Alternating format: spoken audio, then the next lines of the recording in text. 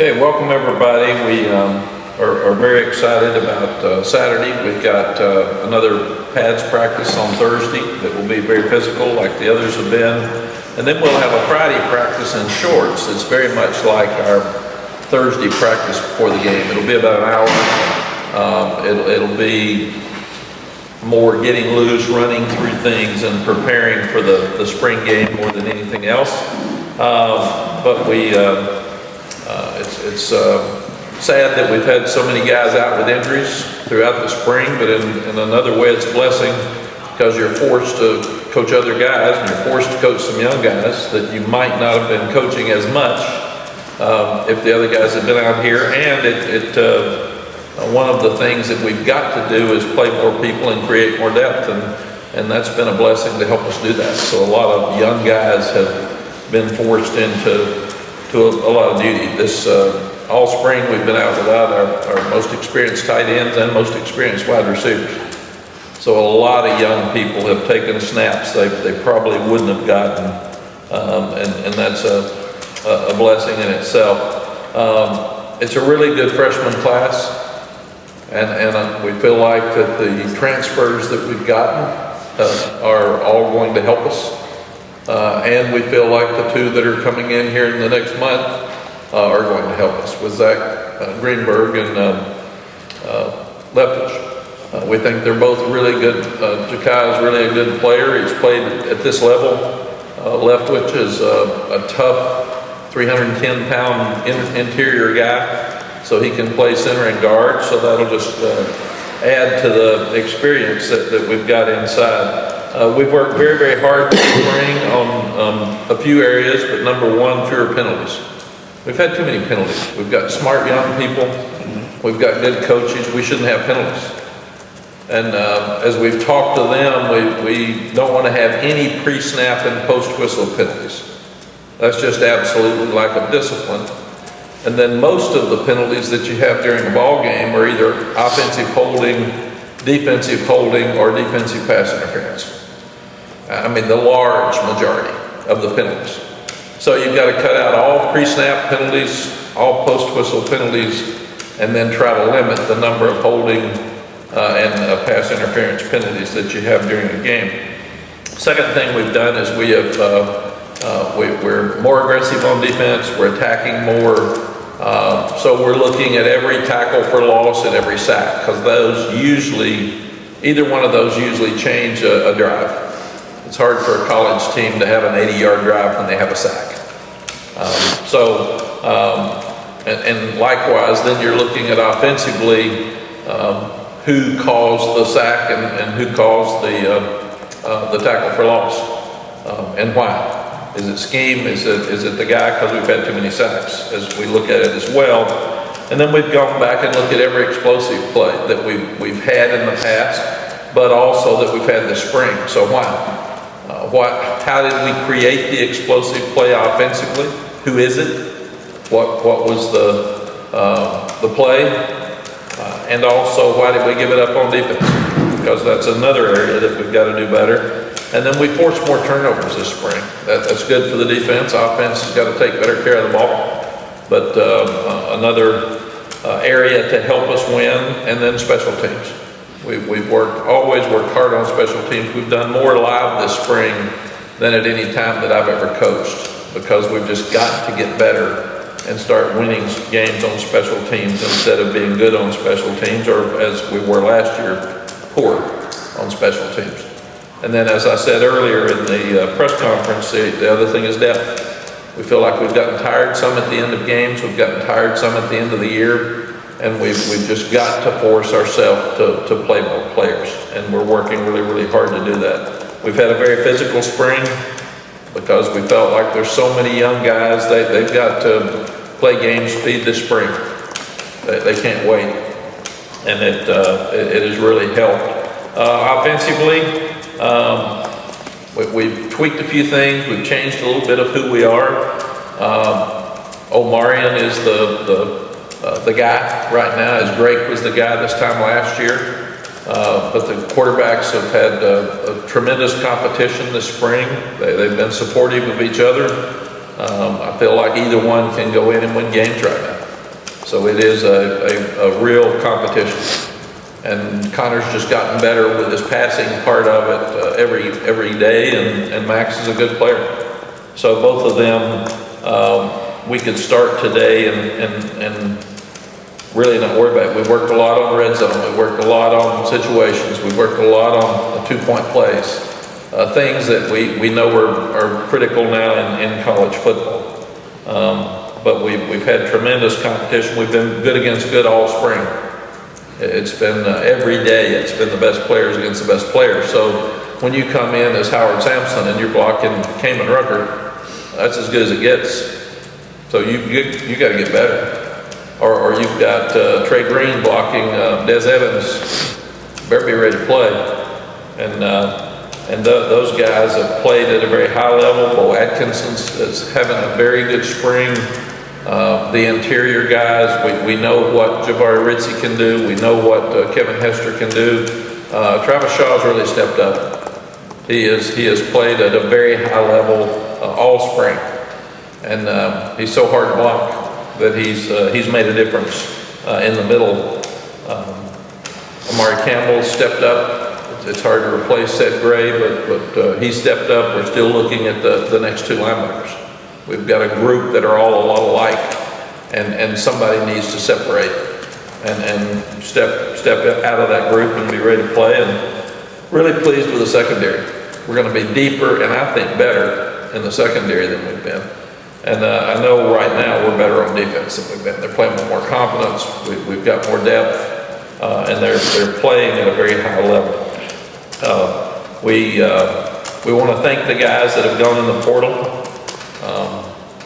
You're going to have that now with the landscape in college football. It's what we've got. We'll try to help each one of them get where they want to go and get where they can have more playing time. And then at the same time, we're looking for a defensive lineman in the portal.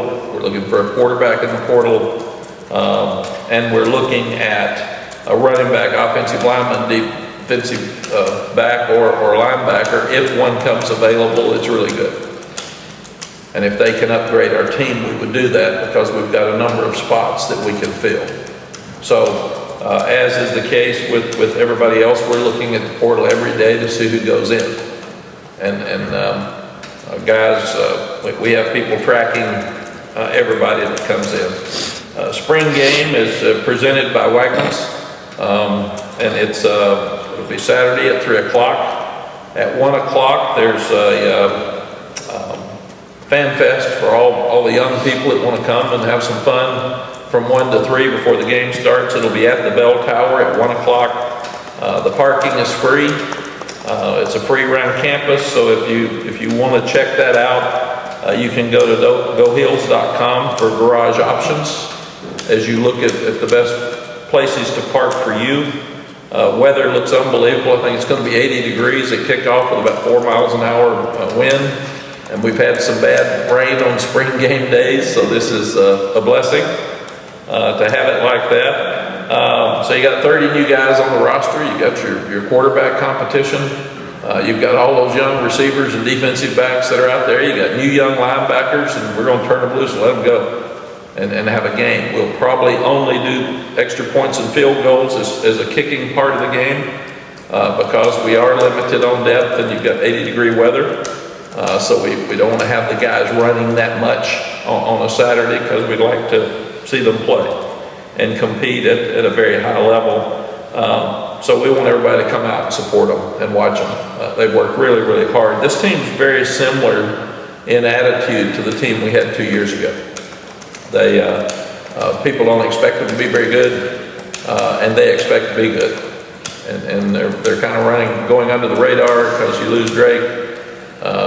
You lose some really good players, and nobody's talking about us, and that's a good place to be. Got a lot to prove. If you want a free Saturday to come and watch some football, not much else going on, come out and watch and help the guys, and that'd be fun for them as well. What this will do is we'll be looking at who can play. Who evaluates, we will evaluate every player who increases their value. We want to walk out of this game and say, our goals for spring were these things.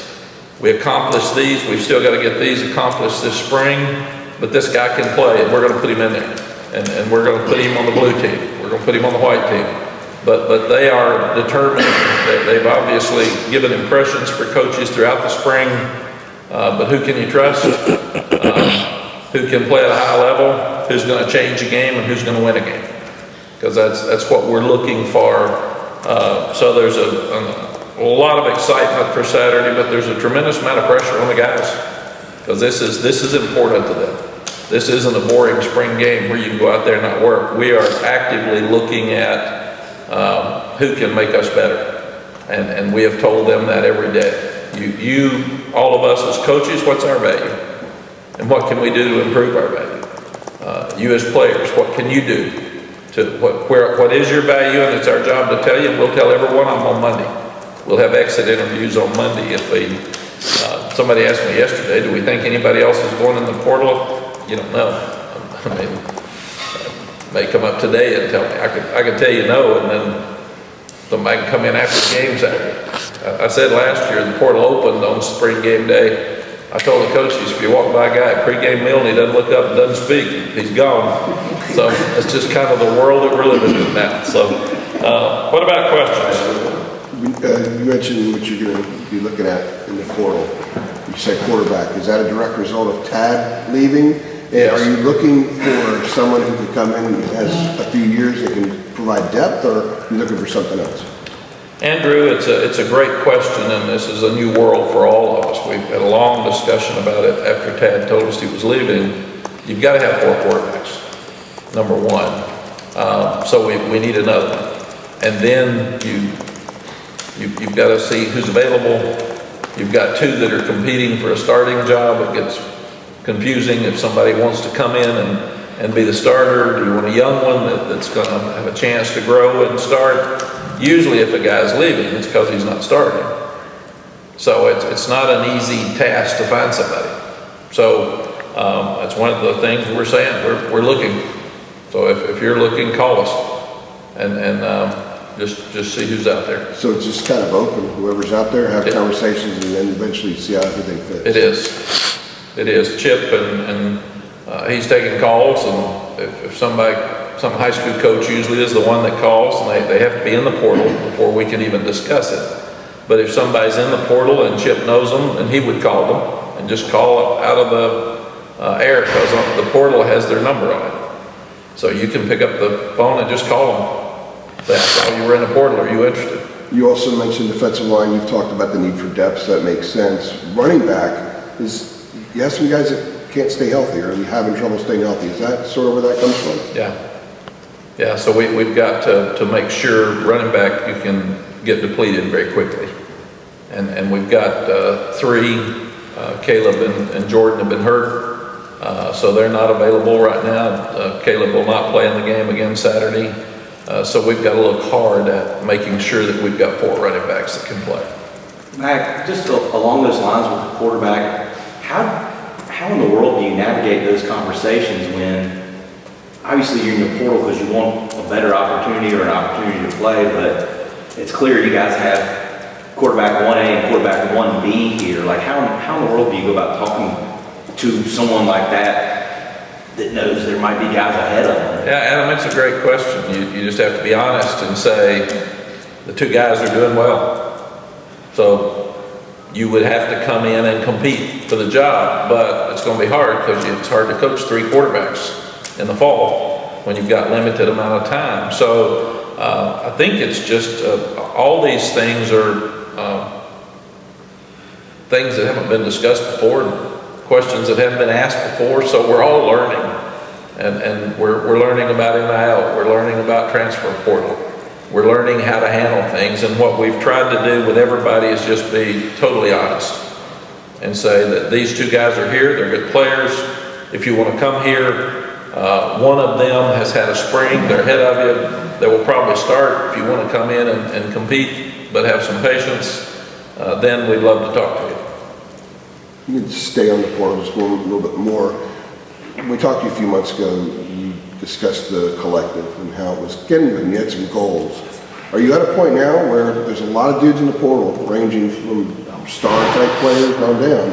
Are you at a position now where the collective can actually help you in some of these areas? Yeah, we've made a lot of progress in our collective. We're still not where we need to be. We still need people to give to the collective. And I'm working as much to try to build up the collective as I am coach right now, very honestly, because it's very, very important moving forward. And I don't know that it's going to change rapidly. I think it will change over the next couple of years. I'm not sure it's tomorrow. How much will the spring game Saturday impact how you view the quarterback competition going forward? It'll be really important because it'll be the first time that they have played in this offense in front of people. And we made a decision with the ACC network that we didn't want the spring game on TV because we're looking at a lot of different things. And we felt like that we could highlight our players, especially in an NIL world right now. You can have Cameron Rucker interviewing on TV. You can have J.J. Jones. You can have Natron Means. You can really celebrate your program easier in some ways if you have a highlighted all access rather than just a game. So we did that. We'll have to look at it and see what we thought. We'll get your opinions. We'd love to have those and get with Jeremy and say, do you think it's better to highlight the program by doing an all access or a spring game? But we just felt like this year, everybody else was doing spring games. We got some new things at quarterback we're doing. We got some new things on defense we're obviously doing. So it wasn't best to just put it all out there. So the quarterbacks be given similar situations, in other words, that each behind the first offensive line, each playing maybe the first team defense to level it out? Yeah, we haven't talked about it for Saturday yet, but I would think we would continue to do the same thing. All spring, Connor Harrell, Max Johnson have had exactly the same number of snaps with the blue team and the white team. And we felt like that's the only way to evaluate it. Now, when we get our tight ends back and we get our older receivers back, they'll look better. We'll have 2 new offensive linemen in the fall. So they're going to have better opportunities with more experienced players in September or August when they come back than they are Saturday. So understand those receivers are freshmen, redshirt freshmen out there. Tight ends are freshmen, redshirt freshmen. So it'll be a real young group. So it's been interesting to watch them. Matt, to go off of that, with those experienced guys at receiver and tight end kind of being out, how does it make it more difficult to kind of evaluate, what the offense might look like next year, especially considering that you do have a couple guys at the quarterback? Obviously, you mentioned Amarian's kind of like the guy right now, but I guess in the passing game, does it make it more difficult to kind of see like what you might have there, what that might look like? It's probably a weird answer in that it does and it doesn't, because we know what Bryson Nesbitt can do. We've already had him for 2 years. We know what John Copenhaver can do. We know what those receivers are capable of. So I think it's harder to evaluate the quarterbacks because they've got some inconsistent route runners because they're young more than it is for us. We know what's coming. And when you see Chris Culver catch a 60-yard touchdown pass across the middle, you say, wow. You say, hey guys, y'all watching, better get well. Jabari Green's gotten much better. Jordan Shipp and Alex Taylor have played beyond their years. So it's been fun to watch them. But I do think we've had to be really careful not to get mad at a quarterback when the route was wrong and he threw it right, or he had to hold it too long because they messed it up.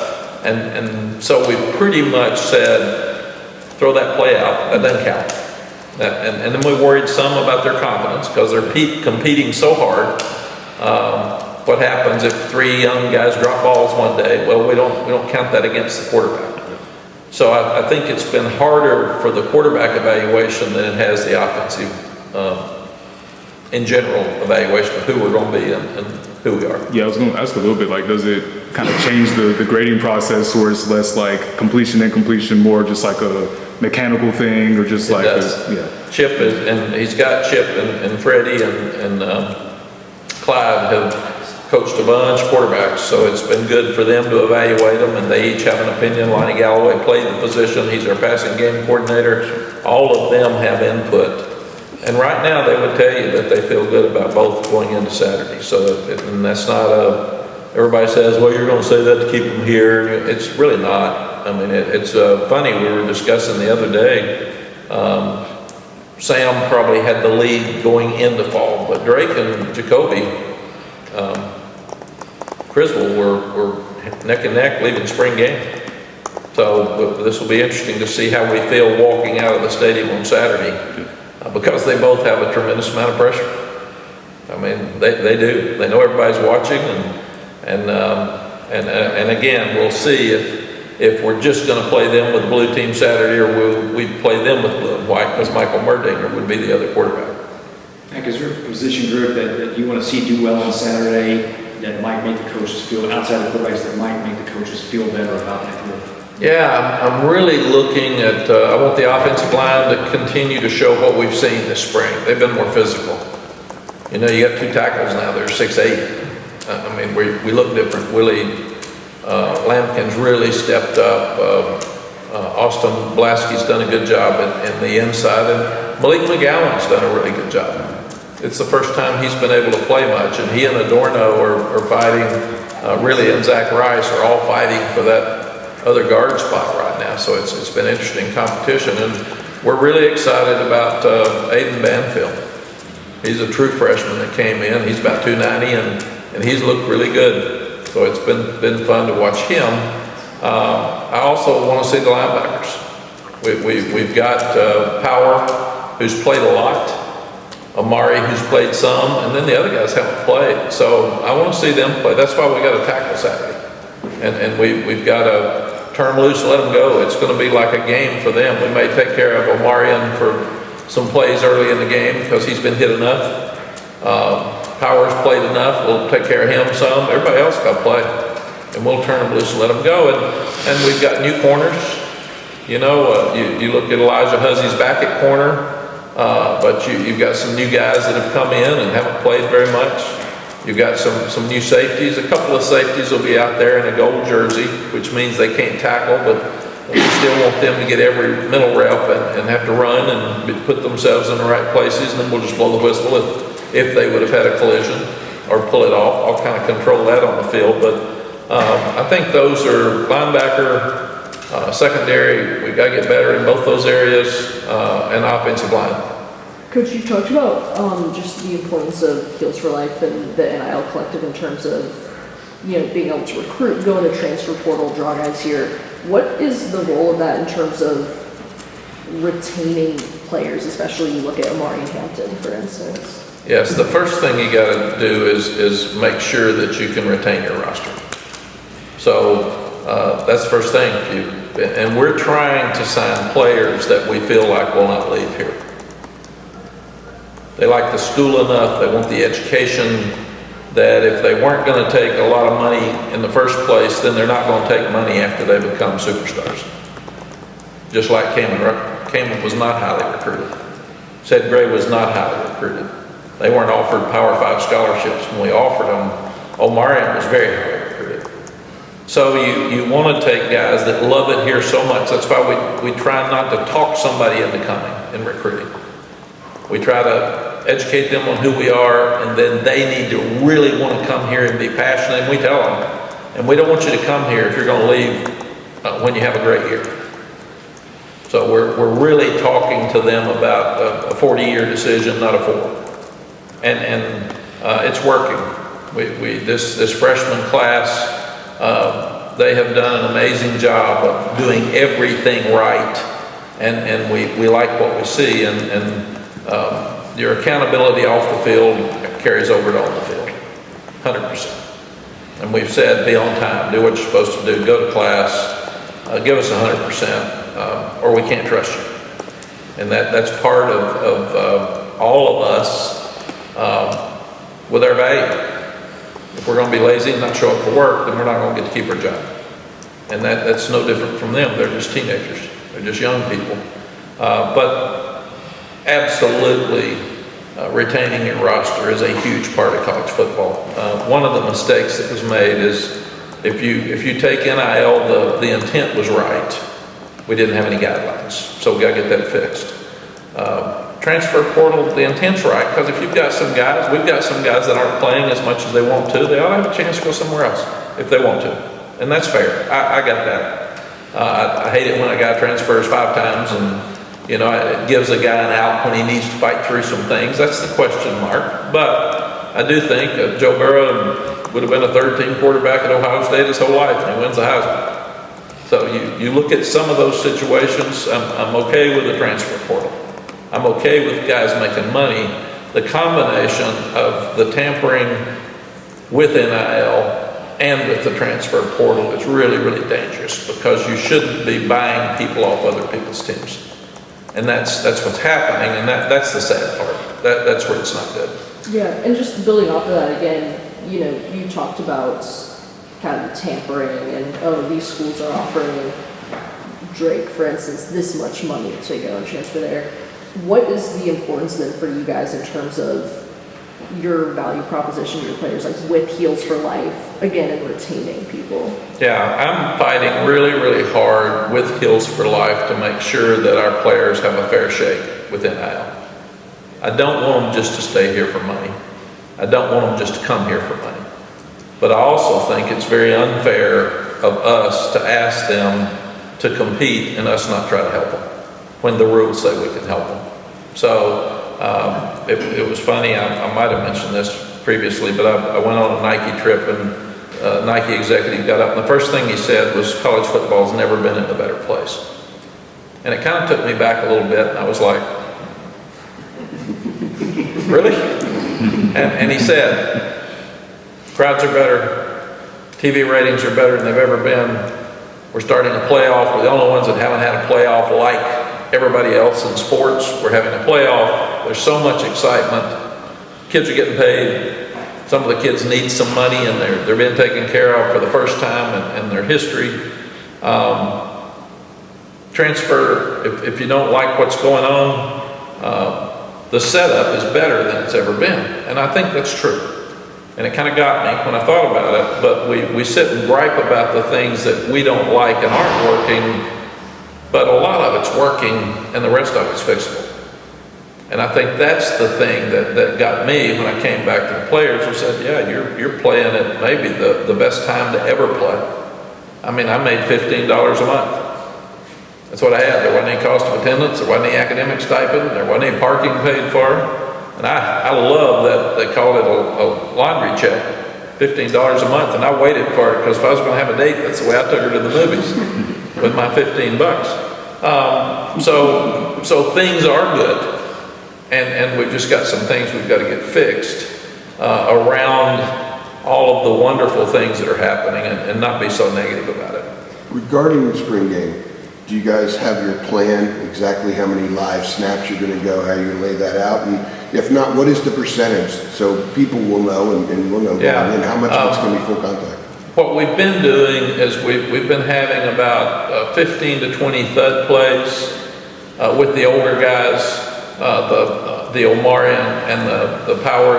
They've been the only two we've taken out. Kamen will not play because he's got his finger operation. So we'll probably have 10, 15 plays that are thud, and then we'll have 40 to 60 that are scrimmage. They're a game. So don't gripe about not hitting enough if you don't want to come.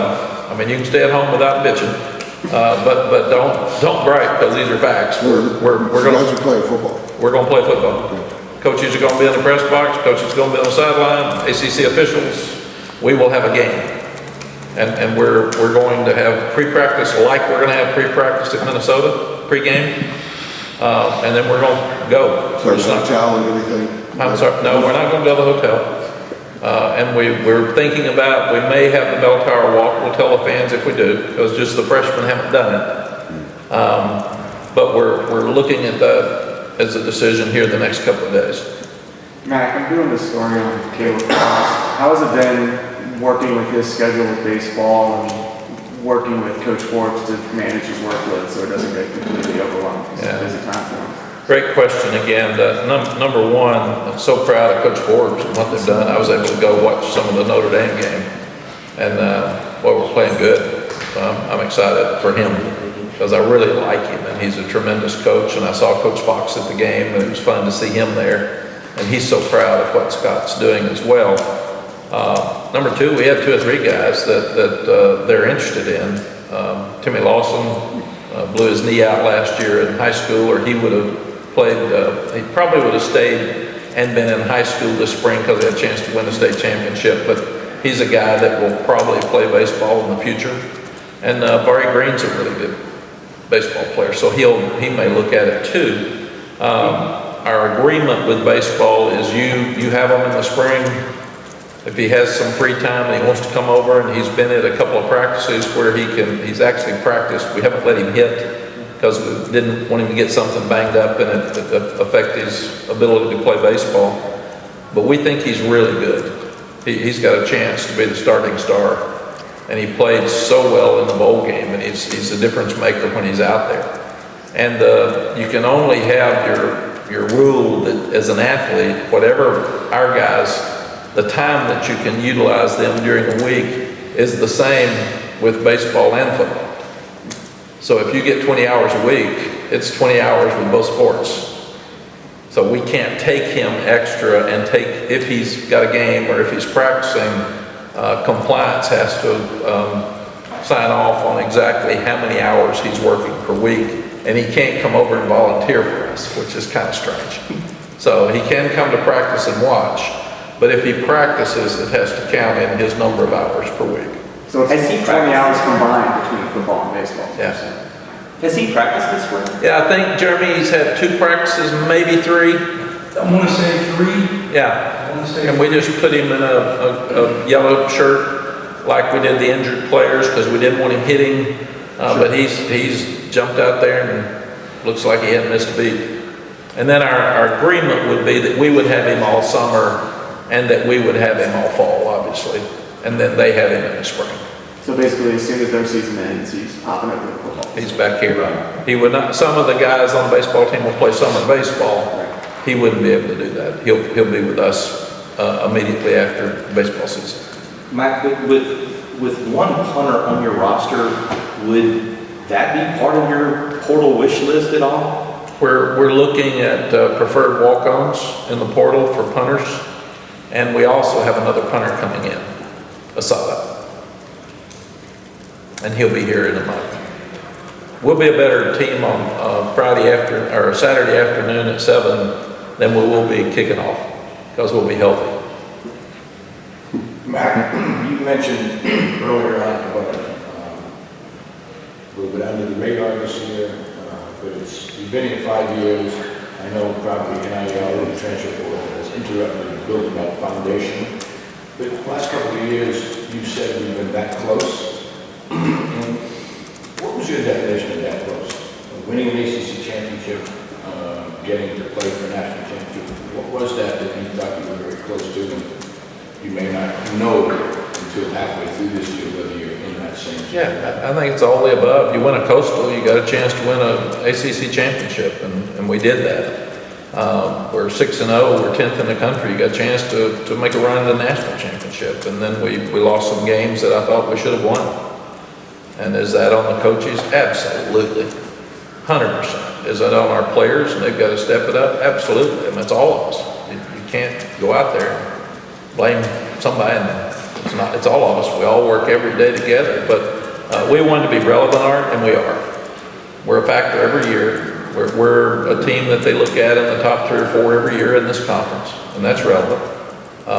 Clemson's been the team forever, and last year Florida State stepped up. So it's changing a little bit, but we're in the mix. And when we got here, we won 5 games in 2 years. We weren't in the mix. Nobody cared. Nobody was in the stands. We weren't relevant, so we are relevant. And we lose at 9-1. We lose a Georgia Tech game on the last play of the game. At 9-2, we lose an NC State game in the second overtime. We get beat by a Clemson team where we turned the ball over and had a blocked field goal and did some things that we could have done better. I had an interception for a touchdown.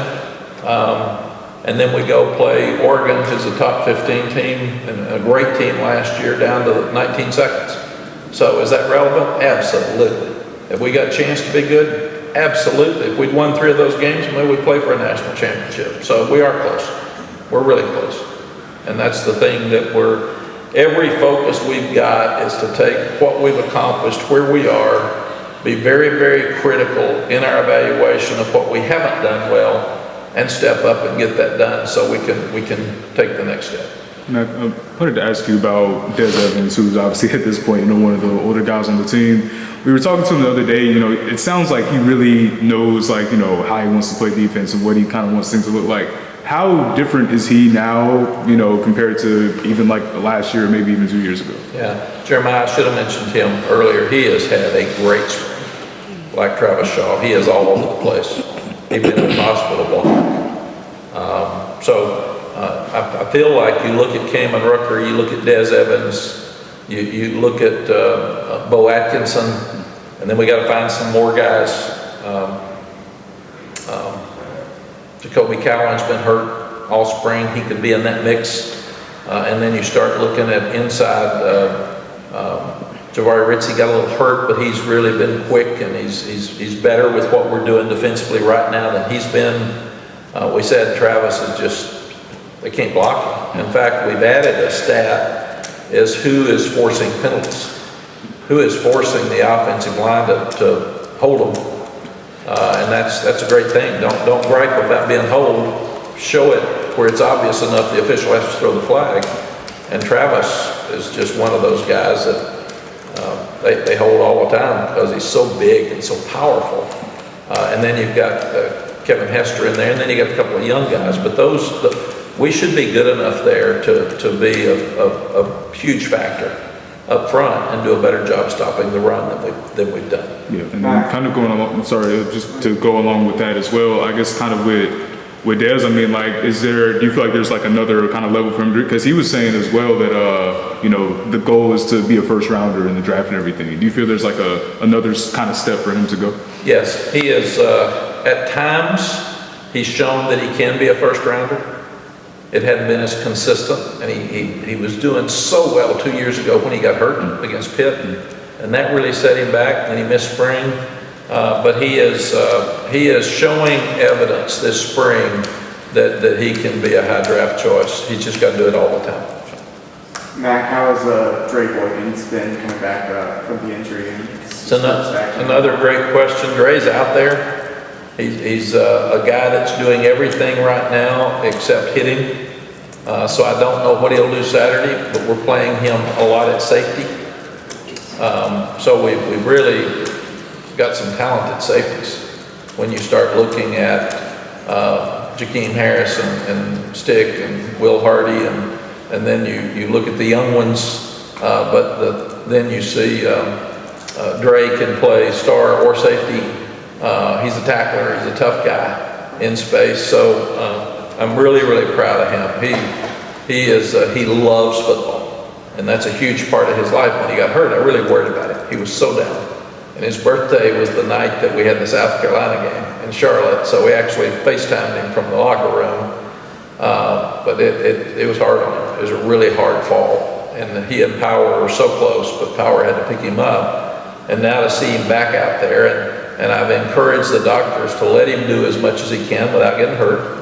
Because he's got another, 3 months or 4 months or something to get well. So we don't want him to be out there Saturday and somebody fall into him. But he's back. He's excited. He's got a smile on his face again, and he's had a really good spring for a guy coming off of a ACL. I assume he redshirted last year, so he has 2 years left? Yes. We spoke with And I'm sorry, we're actually getting out of the COVID stuff now, where you can get back to how many years they actually have. Because at one point you said, I think he's got 6. I don't know. It's just incredible. But now you can say, no, he's got 2. And then we always let them obviously do what they want to do. We spoke with Trevion Green yesterday, and he recalled the story about when you started talking to him, he was at 410 pounds, and you said, look, we want to recruit you, but you got to lose weight. Can you kind of go back to that conversation and how hard of a conversation, as experienced as you are, is it to have with a kid that age who has to overcome something like that? And also how he has gone about doing that. He says he's about mid 350s now, which is where he would like to be. Yeah, he's 6'8", and he fluctuates between 340 and 345. I used to say 240, and they're so big now, it's 3. It's hard to say 350. But you've got to balance being honest and at the same time being fair. And he said, well, can I get a scholarship? And I said, not at this size. And I said, here's why. And you need to get healthier. And to get a scholarship, and especially here, you move good enough, you're smart, you compete, you want to come here. But to do that, you're going to have to show us that you can get your weight down, because normally huge guys that come in eat more when they get here and they get too big. So that's why you take a thinner guy and beef him up instead of a big guy and try to get him down. And he didn't want to visit any other school. It was really interesting. He just wanted to come here. He's a really good student. He's dating a young girl on the track team now. And I laugh at him. The only reason you got her is you're a football player, because she's beautiful. But he's doing really well, and he stayed healthy. He's had really bad luck. He's had a knee, a pec. He's hurt his pec lifting weights, I think. But boy, has he had a good spring. And he's a guy, we played a little bit at guard last year. So he could do that if we're needing him there.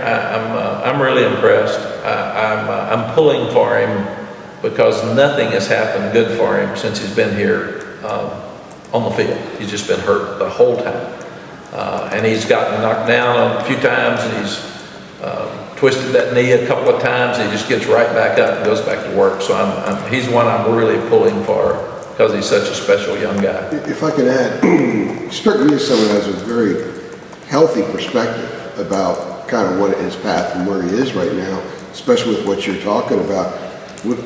When you have a kid that has that kind of perspective, and the ability to have a perspective that young, is that kind of rare at that age, and especially given the path that he's traveled?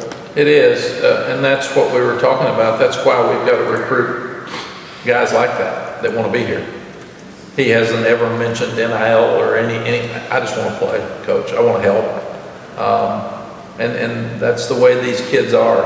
I'll go by sometime and say, I'm working on it. And they'll say, hey, don't worry about it. We know you're working on it. And that's the way he is. He wants to get his degree.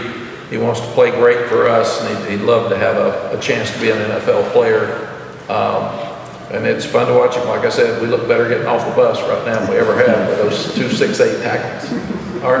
Matt, can you compare, talk about attitude and the atmosphere of a team that's not in the preseason conversation too much, compared to the pressure that they might have been feeling last year, and what athletes like to be challenged? Can you compare how this season compares to the last one? Yeah, you want to be in the talk. You want to be in the mix, obviously, because it means you're good enough. And in Texas, we were in the talk every year. Here we've been in some, and we haven't responded to it as well. We've responded from an underdog role better than we've responded to accolades and in conversation where people thought we were going to be good. I just think we've got to be here every year, and you expect it. And when you expect it, then you handle it better. But they don't like not being given respect. Do they feel challenged? They do feel challenged, and I think that's it. And they know, they read. One thing about social media now, you've got, they read everything. They know everything that I know. So I don't have to go in and say, you're not in the top 25. They know it. I don't have to say nobody's talking about you. Nobody's talking about you being in the mix. Nobody's talking about you being in the playoff. You are not mentioned. They know it. They say it all. And that's a positive thing with social media at the same time too. Most athletes are challenged by something. They are, and coaches. So, Mack, I know that you've talked a lot about Jeff Collins, his enthusiasm, his energy, just the overall aggressive approach and how that's been a breath of fresh air, I guess. But like along with that, in terms of like not too deep in the scheme, but in terms of the technical points with like the creativity with the way he disguises some of his pressures, you know, from what we've seen, it looks like a pretty cool deal. Like, have you been struck by just maybe creativity is the word I keep thinking. I don't know if that's the right word, but the way the disguises are set up and the way that, you know, it might look like somebody's coming here and they're really coming from over there, like that type of aspect of what he's doing with your defense? I really have, because he's, you know, you hear him use the words chaos and mayhem, and that's who he is. He loves to draw things up in the dirt, and he really challenges himself to create problems for the offense, but be simple. And I was raised on look complicated and be simple. So that's where he and I fit exactly the same. I love energy from people. He's got as much energy every minute of every day. What you see when he's here is what he gets every minute of every day with all the players. And he's all inclusive. So he's got every staff member in there with him every minute. He's got every player. He knows every name. I'll see him at practice. I very rarely ever seen a defensive coach do this. If an offensive player makes a great play, he'll sprint across the field to high five him or chest bump him to say congratulations. What a play, man. You're making us better. I love that. So you love his energy, and I do think that the defensive team is gaining his confidence, and they're getting his energy. I watch all the interviews you all do with our players, because it's important that Jeremy and I help them after they get through, and I'm proud of them. But if we go back and evaluate it and talk to them about, I wouldn't have said this way next time, learn from this and learn from that, because it's important. And all the defensive kids are talking about how much fun they're having, how much confidence they've got, and that helps me hear their voice when you ask them questions, and I know how they feel about our defense or our offense or our quarterback situation. So it's really helpful for me to sit and listen to them talk, because they're going to say what they think, and they're not going to think about it much. They're just going to put it out there. But they're playing at a very high level with high energy. Now, if you're a skeptic, which a lot of people are that watch, everybody can say, well, it's just a spring. It is. It's all he's got. And I can't say how he's going to do it in the fall. But I like what I see out of our defense right now. And the other thing that's really interesting, we've got so much experience on offense. And when they come to me and I say, man, you can't pick this up at all, they say, that's a problem now. It's disguised to a point. You'd have to have a game plan to do it. And we won't have a game plan Saturday. I mean, you just don't have game plans against yourself. But the offensive coaches said what he is doing is giving them fits. And that makes me feel good, because they're very experienced, and usually they're mad. He shouldn't be doing that in the spring. And they're saying, man, it's tough. It's good stuff. So that helps me as well. Anything else? All right. Thank you all. We'll see you Saturday.